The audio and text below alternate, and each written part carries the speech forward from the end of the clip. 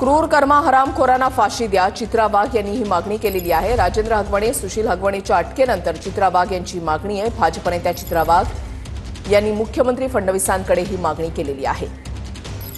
स्वतः चित्रा वाघ आपल्यासोबत फोन लाईनवरून जोडल्या गेलेल्या आहेत। चित्राताई, स्वागत आहे तुमचं TV9 मराठीमध्ये। आता जे फरार होते सासरे आणि दीर या दोघांना सुद्धा अटक झालेली आहे। तुम्ही मुख्यमंत्र्यांकडे मागणी केलेली आहे की या दोघांना सुद्धा कठोरातली कठोर शिक्षा झाली पाहिजे।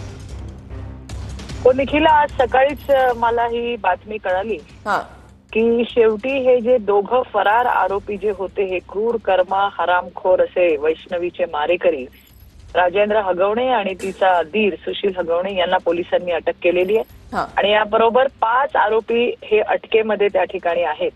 ज्या पद्धतीने राक्षसी आणि अमानवीय अशी वागणूक त्यांनी या मुलीला दिली, तिच्या छोट्याशा बाळाला तिच्यापासून आज त्याला मातृत्वापासून पोरकं केलं, यांना मरेस्तोवर फाशी द्यायला पाहिजे। एक महिला म्हणून माझ्या मनातल्या या भावना मी आज व्यक्त केलेल्या आहेत। अर्थात त्याच्यामध्ये चांगल्यात चांगले वकील दिले जातील। फास्ट ट्रॅक वरती ही केस सुद्धा लढवली जाईल आणि वैष्णवीला निश्चितपणे न्याय मिळेल। परंतु प्रश्न हा पडतो की या 21व्या शतकात सुद्धा आपण आपल्या मुलींना शिकून आत्मनिर्भर करतो, स्वतःच्या पायावर उभं करतो आणि त्यांना अशा पद्धतीने मृत्यूला कवटाळावं लागत आहे, हे खरोखर दुर्दैवी आहे। मला या घटनेनंतरच एक 10 वर्षापूर्वी मी महिला आयोगात काम करत होते, त्यावेळेस मला एक घटना आठवली की अगदी 7 महिन्याची गरोदर बाई तिला खांबाला बांधून अंबरनाथ ग्रामीणची घटना आहे, जिवंत जाळण्याची घटना सुद्धा झाली होती। 10 वर्षात काही फारसा फरक पडलेला दिसत नाही। वैष्णवीच्या घटनेनंतर फोन वाजतायत, मेसेजेस येत आहेत, आमच्याही मुलींना त्रास होतोय, आमच्याही मुली हे सहन करतायत।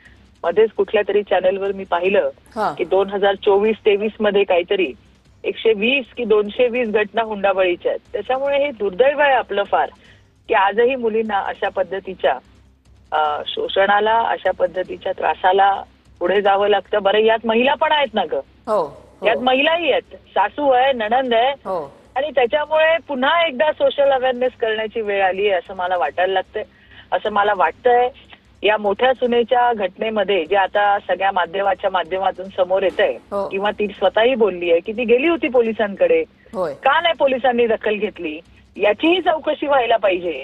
कोण होते पोलीस, कोणी कर्तव्यामध्ये कसूर केली, कदाचित पोलिसांनी त्याच वेळेला या हगवणे परिवाराला दणका दिला असता, बरोबर, तर आज कदाचित वैष्णवी ही आपल्यामध्ये असती। परंतु आता या सगळ्या गोष्टींचा सगळ्या चौकशा होतील, याच्यामध्ये जे जे दोषी आहेत त्यांच्यावर कार्यवाही सुद्धा होईल।